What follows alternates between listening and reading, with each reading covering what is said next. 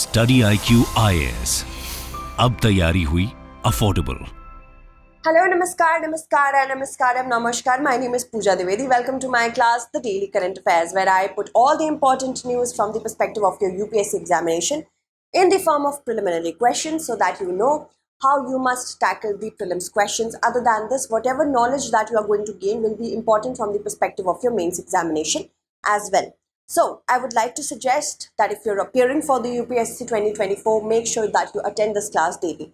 Do not worry about note making because I provide the compilation of it through my Telegram channel that is by the name of Pooja Dwivedi UPSC. If you have any questions regarding it, you can talk to me on my Instagram as well. Alright, so let's begin with the practice question that I gave to you. These are the many events that we have to cover today.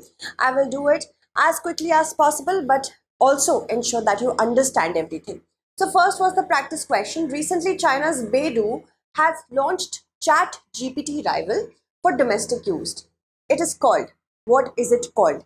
Many of you have answered it correctly. This rival has been launched for the use of domestic public and not in an international manner. It has been one of the biggest projects of Baidu. And because the regulations are so strong with respect to artificial intelligence in China, it was very hard for companies other than Baidu to get through it, but Baidu got through it. The correct answer from these given options is option D, ErnieBot. Alright, so for those students who have missed the opportunity to be a part of Study IQ P2I batches, in the last few months, I would suggest that do opt for the 11th September batch. That is going to be a morning batch, 8 a.m. onwards, and these will be also live classes.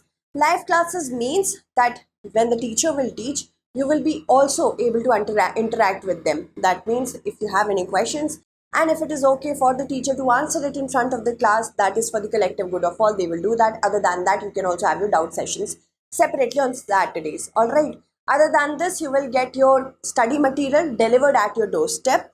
No need to worry about study material, buying study material. Study IQ will provide that. Other than this, prelims test series, mains test series, daily answer writing practice, as well as a study campus program is also there. That means if you are able to qualify UPSC 2024, your prelims, you will be called to the Study IQ campus to prepare for the mains examination, where we will teach you the mains enriched topics so that you can definitely get a good rank as well.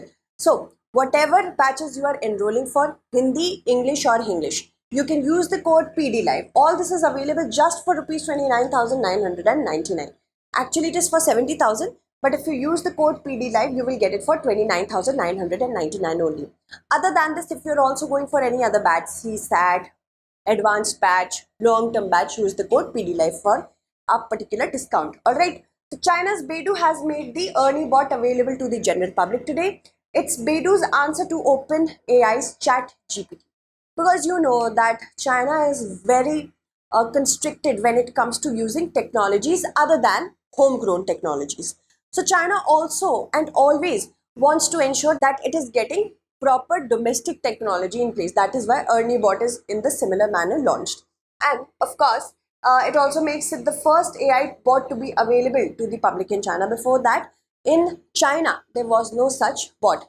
So that machine learning can become more enhanced and enriched, this has been done. Baidu was one of the first companies to get the green light for it. Ernie has been touted as one of the most expensive AI projects in China, incurring cost of over 21.4 billion yuan. That is the Chinese currency. So consider the following statements with respect to quarter 1 GDP for fiscal year 24. That means from 1st April, we count our fiscal year 1st April 2023 to 31st March 2024. That is why it is fiscal year 24. On year-to-year basis, capital formation and private consumption expenditure have grown. Manufacturing grew at 4.7% in April to June 2023, which is lower on year-to-year basis for the same quarter. The manufacturing sector's growth is skewed more towards organized sector growth. So what do we have to see? How many statements given above is or are not correct? Quarter 1 GDP for the fiscal year 2023-24 has arrived, and this was published just last evening, 31st of August. And because of certain findings, we have formulated this question because it is important to be updated and abreast about the current happenings. The NSSO has finally come up with this data. It is responsible under the Ministry of Statistics and Program Implementation, and 31st of August it provided the data. So we have formulated a question. it has shown that on year-to-year basis, capital formation and private consumption expenditure have grown. On year-to-year basis, no. Year-to-year basis means if we compare the data of April, May, June, quarter one of fiscal year 2023-2024 with the quarter one of fiscal year 2022-2023, that was April, May, June 2022. On year-to-year basis, capital formation, that means investment in assets in our country, and private consumption expenditure, that means how much we are demanding for private consumption, for that how much we are spending, these have not grown. We were doing much better last year in quarter one. So first statement because of that is incorrect. Okay. Recently it was also found out that our GDP, real GDP, has grown by 7.8%. What is GDP? GDP is the total value of goods and services that are produced within the geographical boundaries of a country for a specified period of time. This is the value of GDP. Manufacturing sector grew at 4.3% in April to June 2023. This is what we are talking for this current year, which is lower on year-to-year basis for the same quarter. Yes, it is lower. Manufacturing sector has not performed really good. Whatever growth we have registered, it is because of the growth in agriculture and service sector. Okay, so second statement is correct because it is lower. Then manufacturing sector's growth is more skewed towards organized sector. Skewed means biased. More growth is being registered from organized sector as compared to unorganized sector. Unorganized sectors is that kind of sector that consists of gig economies, that consist of unregistered institutes that are employing certain amount of people. Organized ones are those which are actually following the social norms of the government. They have registered themselves. The people are salaried and not daily wage workers. So this is the difference between organized and unorganized in layman's term. And organized sector in the manufacturing sector is performing better. And whatever growth is there, it is still skewed. That means after COVID-19 pandemic, the unorganized sector is still suffering. So these will be important when it comes to making policies for the government. Okay. So first statement is incorrect, second is correct, third is correct. We had to select the not correct one. One only will be the correct answer. India's real GDP has rose to a 4-quarter high of 7.8% in April to June, and agriculture and services, especially the financial one, this has been the major driver. Real estate professional services, contact intensive service of trade, hotel and transportations have performed good. Manufacturing and construction sectors, they have not performed really well. Capital formation and private consumption expenditure. Capital formation means how much any government is spending to form assets. That could be done from foreign governments, foreign MNCs, private ones as well. So what is that?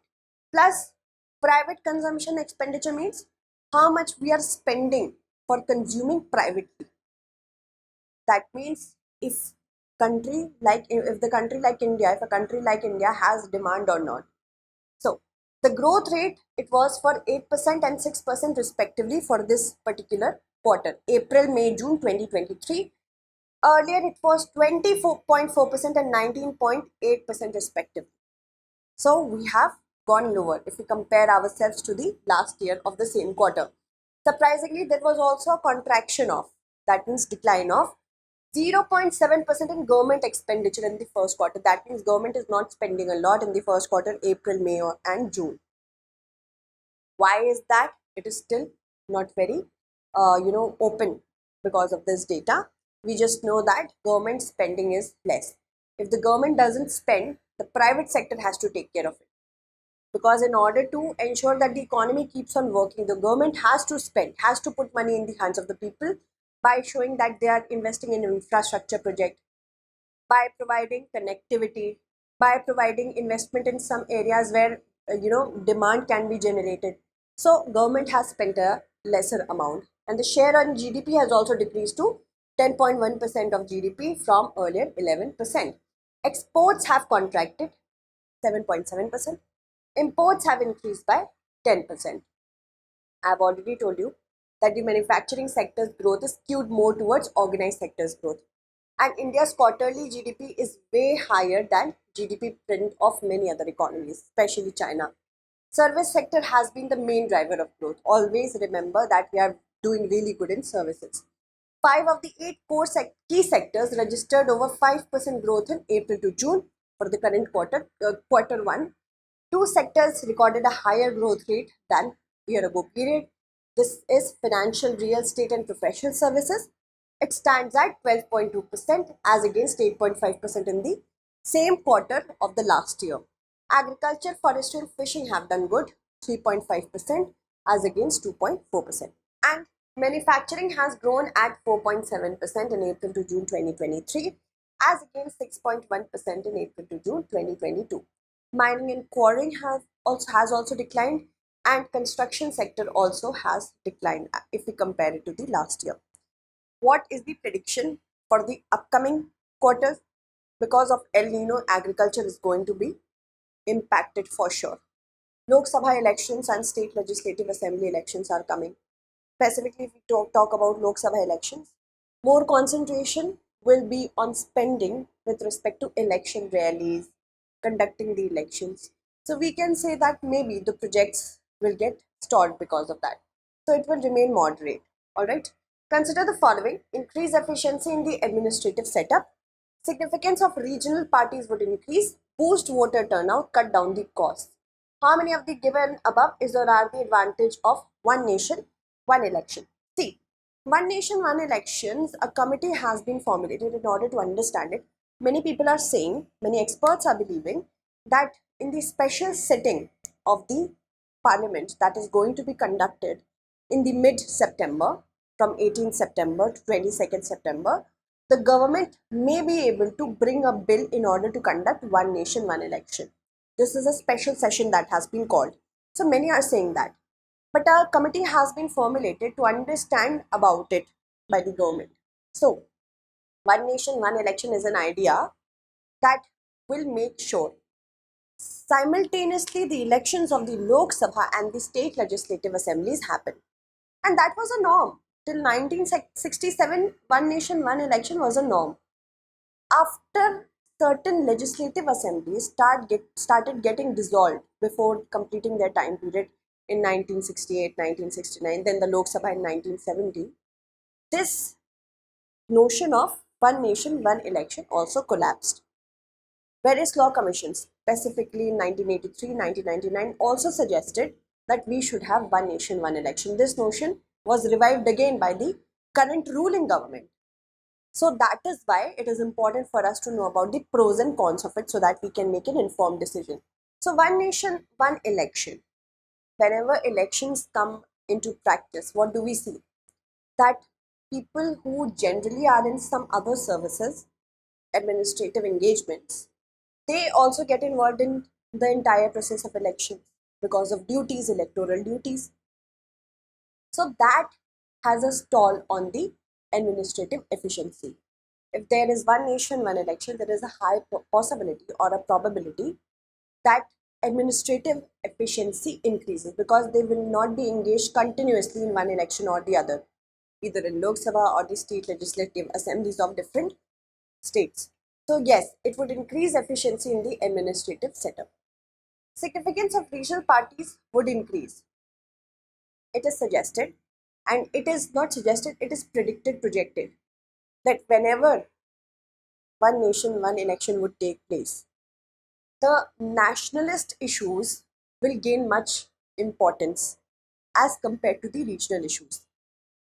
And the regional parties fear that because of this, they may not be able to raise regional issues. National issues will get more importance. So that is why the second is not correct. This is not one of the advantages of one nation, one election. Then boost voter turnout. That is correct. When the public knows that they have to participate only one time in an election for all the state assemblies and the Lok Sabha, they might turn out better because they don't have to take off from their work all over and over again, right? The third is yes, cut down on the cost. A huge amount of money is spent on conducting the elections and by different electoral parties. So it would also have an impact on cutting down the cost of it. One-time cost will be incurred. So first is correct, third is correct, fourth is correct, second is not. The correct answer will be 1, 2, 3. Okay, 1, 3, 4, that is 3 only.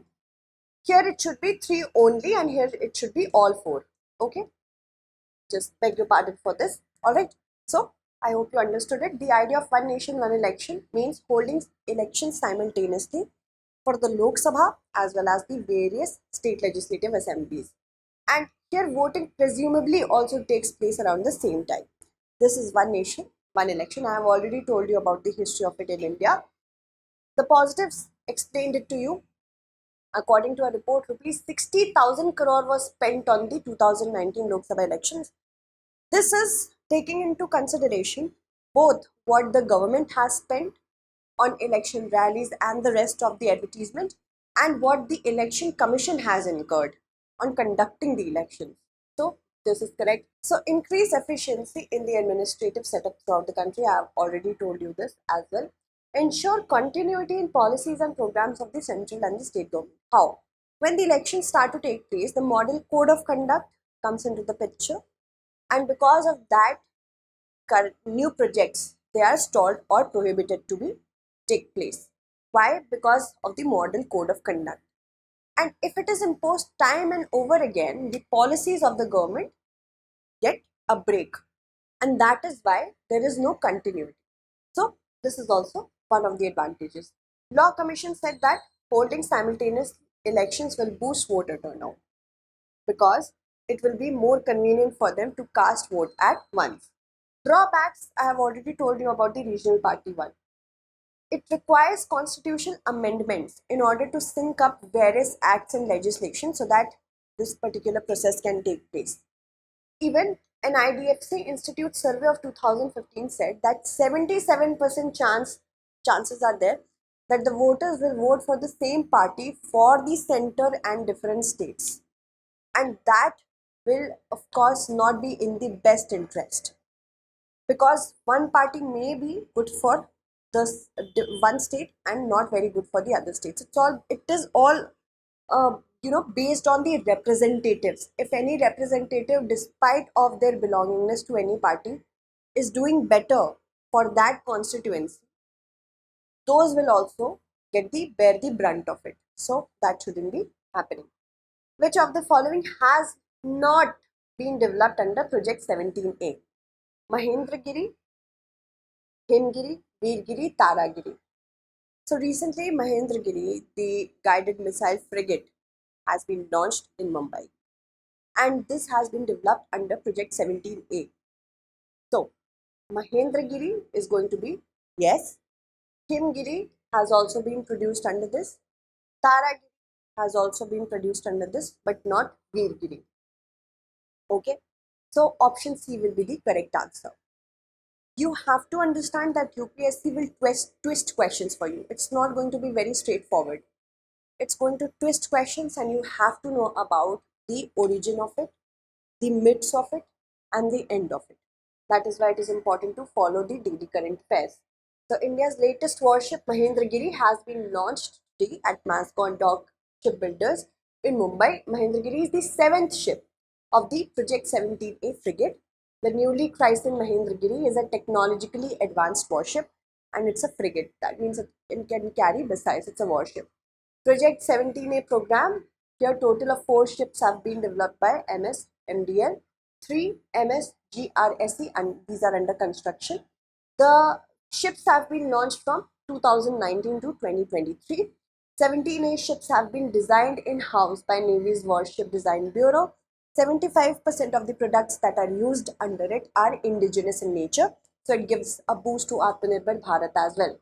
The first ship of Project 17A is Nilgiri. It was launched on September 28, 2019. Himgiri is the first of the 3 Project 17A ships built at Garden Reach Shipbuilders and Engineers Limited, Kolkata. It was launched in December 14, 2020. The third ship was Udaygiri. Under the project, it was launched on May 17 this year. It is expected to start sea trials during the second half of 2024. Then we have Dunagiri. It is the fourth ship of P-17A frigates. It was launched in July this year and it was named after a mountain range in Uttarakhand. Mahendragiri is also a range in Odisha. Then Taragiri, which is named after a hill range in the Himalayas located in Garhwal. This could also be asked to match the following, and name will be given and the mountain range situation is given. It is the fifth ship of the Project 17A frigate. Then Vindhyagiri, it is also one of the ships of Project 17A and it was named after a hill in Karnataka.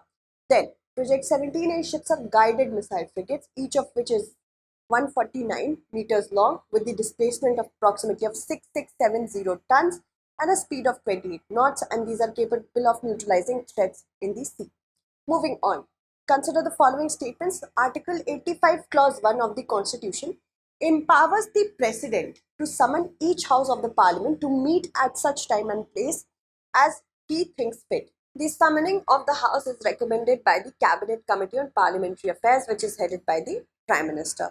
So, which of the statements given above is or are correct? We have to see that. See, do not think that I have put this word because this word has been taken from the official dossier of the Parliament. So, Article 85, Clause 1 of the Constitution empowers whom? The President. And the President gets advice from the Prime Minister. The Prime Minister gets the recommendation from the Cabinet Committee on Parliamentary Affairs. Alright. So, remember that the first statement is definitely correct. Of course, it should be a he slash she slash there. And that is why we have to be inclusive. The word should be inclusive. And Article 85 Clause 1 of the Constitution empowers the President, this is correct, to summon each house of the Parliament. This is in light of the recent summon that has been given for a special session of the Parliament. That is why it is important for us to know. We do not have a fixed calendar. A calendar was touted to be fixed in 1955. That was accepted but never implemented. So we have 3 sessions generally, but this is an extra session that we are going to have. We have budget session, monsoon session and winter session. On September 18, we are going to have a special session because under Article 85 Clause 1, it can be done by the President who gets the recommendation. The summoning of the House is recommended by the Cabinet Committee on Parliamentary Affairs. This is correct. Cabinet Committee on Parliamentary Affairs is not headed by the Prime Minister. I have asked a question on Telegram. Most of you couldn't answer it because it's a really odd thing, but Ministry of Defense is the chairman of the or the head of the Cabinet Committee on Parliamentary Affairs. Okay. First statement is correct. Second is not correct. How many are correct? One only. Sorry, which of the above mentioned statements are correct? One only will be the correct answer. I've already told you this. You have to remember that between 2 sessions, there should be a gap of not more than 6 months. So that is why we meet for 3 times a year. And Article 352, Clause 4 and 8, 356, Clause 3 and 366, Clause 2, Clause C also lay down certain times where Parliament can meet in certain situations. They have a limitation on that. Now, the President exercises the power to summon the House on the recommendation of the Prime Minister or the Cabinet. It could be either or. And here, the Cabinet Committee on Parliamentary Affairs composition is like, please keep in mind I'm talking about the Cabinet Committee and not the department. Please do not get confused about that. Minister of Defense is the chairman. It also consists of Minister of Agriculture and Minister of Consumer Affairs, Food and Public Distribution, Minister of Railways, Home Affairs, Minister of Chemical and Fertilizer and Minister of Steel, Parliamentary Affairs and Minister of Urban Development, Law and Justice, Road Transport and Highway and Minister of Shipping as well. So these are the composition. This is the composition of the Cabinet Committee on Parliamentary Affairs. Consider the following statements. Statement 1 and Statement 2 have been given. We have to choose the correct answer using these many codes. Okay. So the moon orbits the earth in an ellipse that brings it closer to and farther from earth as it goes around. That means whenever it is orbiting around the earth, it will do so in an ellipse. This is the ellipse I am talking about. Supposedly this is the earth. Okay. And whenever an ellipse is there, it's not perfectly circle. So moon can be certain times closer to the earth and this is known as perigee point, and seldom times it can be far away from the earth during its not rotation orbiting around the Earth. Sometimes it will be far away. This is apogee. So when we have a full moon, as well as the distance between the Earth and the moon is the minimum, then we can see a super moon, and the orbit plays a very big role here. When a full moon appears at perigee means being closer to the Earth, it is slightly brighter and larger than a regular full moon, and that's where we get supermoon. So both the statements are correct, and statement 1 is correctly explaining statement 2. So both the statements are correct, and statement 1 is the correct explanation of statement 2. Recently we saw beautiful supermoon, and the supermoon was possible because of the statements that I have already explained it to you. So supermoon occurs when the moon's orbit is closest. This is the circle of illumination. Half of the Earth is experiencing day, half of the Earth is experiencing night. And as we know that the moon orbits around the Earth in an ellipse. So supposedly in an ellipse, when this part of the moon, this is the far side of the moon, this part of the moon is receiving sunlight, we can see it as a full moon from the night side of the circle of illumination. And similarly, at the same time, it is very close to the Earth. That is why we could see a big moon. That is why a super moon, super full moon. The moon orbits the Earth in an ellipse. I have already told you about it. Apogee is about 405,500 kilometers. That means the furthest away from the Earth is this distance. Perigee is 363 and 300 kilometers from the Earth. When a full moon appears at a perigee, it is slightly brighter and larger. That is why supermoon, which was a term which was coined in 1979. And it is also known as a perigean moon. That means a moon that is closest to the Earth, as well as a perigean full moon. Alright. Consider the following countries: Democratic Republic of Congo, Angola, Cameroon. So how many of the countries given above share a border with Gabon? So we have to see it with the help of the map. I will show it to you. But what has happened, that again a coup has occurred in Africa. Africa has become a continent of military coups, and that is why it is important to know about it. So the African Union suspended Gabon's membership one day after military officers ousted President Ali Bongo. And the takeover ends Bongo family's dynasty is almost 6 decades in power. What is going on, that is, also region specific and country specific. That's a big thing to understand from the perspective of it. But here lies Gabon. Okay, and you can see the equator is passing through it. Gabon shares a border with Equatorial Guinea, Cameroon, Congo. Here is Democratic Republic of Congo, and it is different from Republic of Congo, remember that. Okay, so what is going to be our answer? Angola is not there, Cameroon is there, Democratic Republic of Congo is not there. One will be the correct answer, one only will be the correct answer, okay? Because I have already told you that Republic of Congo is different from the Democratic Republic of Congo. Here is the DRC, which doesn't have a border with Gabon. And as you can see, here is Libreville, which is the capital of Gabon. It is a coastal capital. Moving on. This is the practice question for you, and this is also has been a previous year question. Answer it correctly so that I can take your names in the upcoming segment. Which of the following best describe the term import cover, sometimes seen in the news? It is the ratio of value of imports to the gross domestic product of a country.